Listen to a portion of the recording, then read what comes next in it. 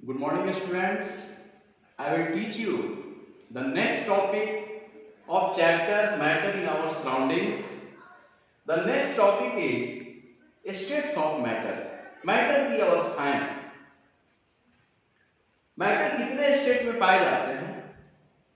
There are 5 states of matter. Number 1, solid state, liquid state,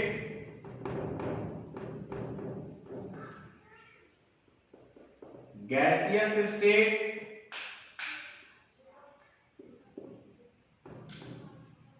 plasma, last है BEC, Bose Einstein condensate. Matter की 5 अवस्थाएं होती हैं: solid state, liquid state, gaseous state, plasma and BEC. Solid, liquid और gaseous states के बारे में हम लोग प्रीवियस क्लास में थोड़ा सा पढ़ा था। 2 स्टेट जो है प्लाज्मा और बीईसी, जो हम लोग 9th क्लास में इसके बारे में पढ़ेंगे। New state. Solid state is defined that form of matter which possesses rigidity, incompressibility, fixed volume and fixed shape. Matter, nature में जितने भी मैटर्स हम लोग देखते हैं, जो रिजिड हो, जिसका वॉल्यूम फिक्स्ड हो, शेप फिक्स्ड हो और जिसको हम लोग कंप्रेस नहीं करें, वो सारे सॉलिड स्टेट हैं। जैसे टेबल है, चेयर है, पेन है, पेंसिल है, etc. Liquid state is defined that form of matter which possesses fluidity, mostly incompressible, fixed volume but no fixed shape. Air, example में water, milk, alcohol, acetone, etc. Gaseous state is defined that form of matter which possesses fluidity, mostly compressible, neither fixed volume nor fixed shape. ना इसका volume fixed होता है और ना इसका shape fixed होता है। इसको हम लोग कंप्रेसिबल कर सकते हैं, कंप्रेस कर सकते हैं और यह इजीली फ्लो करता है। तो ये सारे नेचर गैसियस स्टेट में पाए जाते हैं। इसमें कुछ टर्म्स हम लोग पढ़े, रिजिडिटी, कंप्रेसिबिलिटी। इसके आधार पर हम लोग सॉलिड, लिक्विड और गैसियस स्टेट में डिफरेंशिएट करेंगे तीनों में। तो कुछ पॉइंट्स हैं, उसको हम लोग देखते हैं। पहला point, rigidity.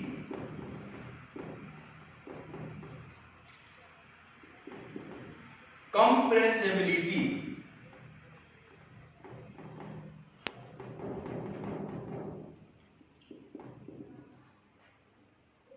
Rigidity, compressibility, volume,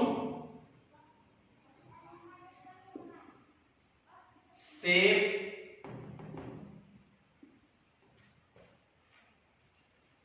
intermolecular space,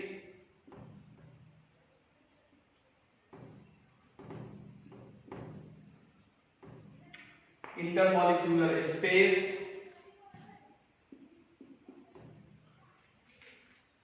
force of attraction,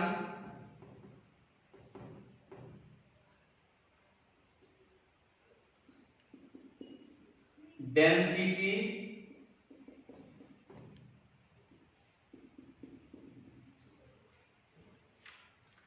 kinetic energy,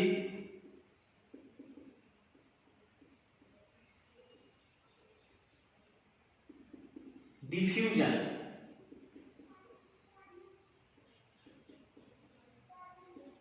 ये सब प्रॉपर्टीज हैं जिसके आधार पर हम लोग सॉलिड, लिक्विड और गैसियस स्टेट में डिफरेंस करेंगे। पहला property rigidity, compressibility, volume, shape, intermolecular space, force of attraction, density, kinetic energy and diffusion. सबसे पहले हम लोग रिजिडिटी से कैसे डिफरेंस करेंगे? Rigidity means the tendency to maintain the shape when some forces is applied. Rigidity का अर्थ किया जब किसी ऑब्जेक्ट पर, किसी मैटर पर अगर हम फोर्स अप्लाइड करें तो उसका शेप मेंटेन रहे, शेप उसका चेंज नहीं हो, तो वह रिजिडिटी कहलाता है। जैसे सॉलिड स्टेट में अगर किसी सॉलिड ऑब्जेक्ट पर अगर हम फोर्स अप्लाइड करें तो हम ऑब्जर्व करेंगे कि उसका शेप चेंज नहीं करता है, तो कहेंगे कि वह रिजिड है। तो सॉलिड में रिजिडिटी मैक्सिमम होता है, लिक्विड में लिस्ट होता है, कम होता है, और गैसियस स्टेट में सबसे कम, वेरी लिस्ट कह सकते हैं, गैसियस स्टेट में रिजिडिटी होता है। नेक्स्ट है कंप्रेसिबिलिटी, कंप्रेस करना, दबाना। इसको भी हम लोग थोड़ा सा इसको डिफाइन करेंगे कि compressibility means the tendency to decrease the volume when some forces या प्रेशर इज अप्लाइड। अगर किसी ऑब्जेक्ट पर अगर हम प्रेशर या फोर्स अप्लाई करते हैं तो उसका वॉल्यूम डिक्रीज होगा, वॉल्यूम डिक्रीज होगा, इसका अर्थ है कि उसको हमने कंप्रेस किया, कंप्रेसिबिलिटी नेचर उसमें पाया जाता है। तो सॉलिड को हम कंप्रेस नहीं कर सकते हैं क्योंकि उसका वॉल्यूम डिक्रीज नहीं करता है। तो सॉलिड में कंप्रेसिबिलिटी कम होती है, लिक्विड में सॉलिड से अधिक, और गैस में मोस्ट कंप्रेसिबिलिटी पाया जाता है। वॉल्यूम का अर्थ होता है जो ऑब्जेक्ट जितना स्पेस ऑक्युपाई करे वह उसका वॉल्यूम है। सॉलिड का वॉल्यूम फिक्स्ड होता है, लिक्विड का भी वॉल्यूम फिक्स्ड होता है, क्योंकि लिक्विड में सिर्फ जिस कंटेनर में हम लिक्विड को डालेंगे उसका शेप चेंज होगा, लेकिन जितना डालेंगे वह उसका वॉल्यूम चेंज नहीं होता है। और गैसियस स्टेट में वॉल्यूम फिक्स्ड नहीं होता है। शेप, सॉलिड का शेप भी फिक्स्ड होता है, लिक्विड का शेप फिक्स्ड नहीं होता है, गैसियस स्टेट में फिक्स्ड नहीं होता है। इंटरमॉलिक्यूलर स्पेस, सॉलिड के पार्टिकल्स के बीच इंटरमॉलिक्यूलर स्पेस लिस्ट होता है, बहुत ही कम होता है, जिसके चलते उसके पार्टिकल्स में फोर्स ऑफ अट्रैक्शन ज्यादा होता है और इसलिए वह रिजिड होता है। तो सॉलिड में इंटरमॉलिक्यूलर स्पेस नहीं के बराबर होता है, फोर्स ऑफ अट्रैक्शन ज्यादा होता है। लिक्विड में इंटरमॉलिक्यूलर स्पेस अधिक पाया जाता है, जिससे उसमें फ्लूइडिटी का नेचर पाया जाता है और इजीली फ्लो करता है। और गैसियस स्टेट में मोस्ट इंटरमॉलिक्यूलर स्पेस होता है और फोर्स ऑफ अट्रैक्शन लिस्ट होता है। डेंसिटी के आधार पर भी हम लोग डिफरेंस करेंगे। Density means denser, denser means उसके पार्टिकल्स क्लोजली पैक्ड होंगे। जिस ऑब्जेक्ट का पार्टिकल्स जितना ही क्लोजली पैक्ड होगा उसकी डेंसिटी उतना ही अधिक होगा। तो सॉलिड की डेंसिटी अधिक होती है, लिक्विड की डेंसिटी सॉलिड से कम, और गैसियस स्टेट में लिस्ट होता है। Kinetic energy means the energy possessed by the particles due to motion के चलते जो एनर्जी प्रोसेस करता है वो काइनेटिक एनर्जी है। तो सॉलिड में चूंकि पार्टिकल्स क्लोजली पैक्ड होते हैं तो उसमें फ्लूइडिटी का नेचर नहीं है, वो मूव नहीं करता है, इसलिए उसमें काइनेटिक एनर्जी लिस्ट होता है। लिक्विड और गैसियस स्टेट में काइनेटिक एनर्जी अधिक पाया जाता है। डिफ्यूजन सबसे लास्ट पॉइंट है।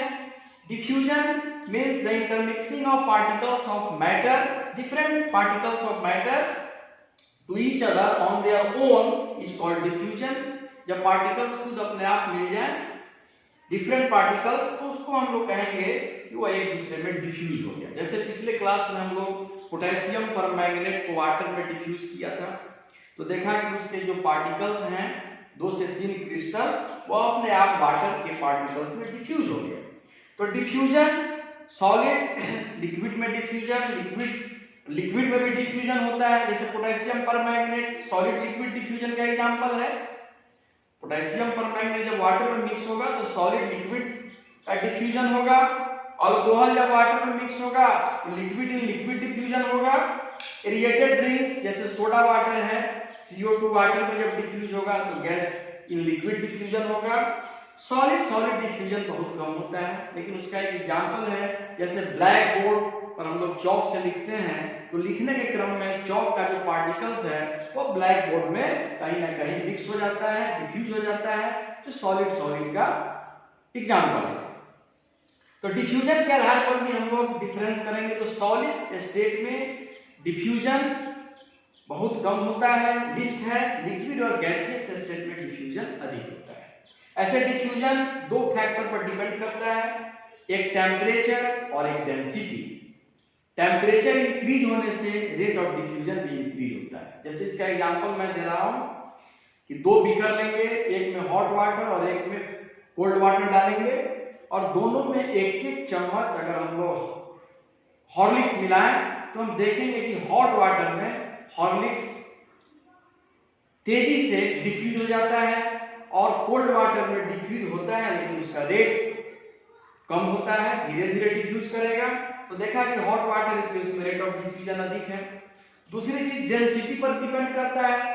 दो बीकर लीजिए और एक में दोनों में वाटर ले लीजिए 50-50 ml और एक में ब्लू या ब्लैक इंक डालेंगे और एक में हनी डालेंगे तो देखेंगे कि ब्लू या ब्लैक इंक जो है वो वाटर में रैपिडली तेजी से डिफ्यूज होता है और वही हनी जो है उसको डिफ्यूज होने में समय लगता है। इसका अर्थ है कि हनी की जो डेंसिटी है वो ब्लू या ब्लैक इंक की डेंसिटी से अधिक है। तो जिस लिक्विड जिस सब्सटेंस की डेंसिटी अगर अधिक है तो उसको डिफ्यूज होने में अधिक समय लगता है, उसका रेट ऑफ डिफ्यूजन कम होता है और जिसकी डेंसिटी कम है वो जल्दी इजीली डिफ्यूज हो जाएगा।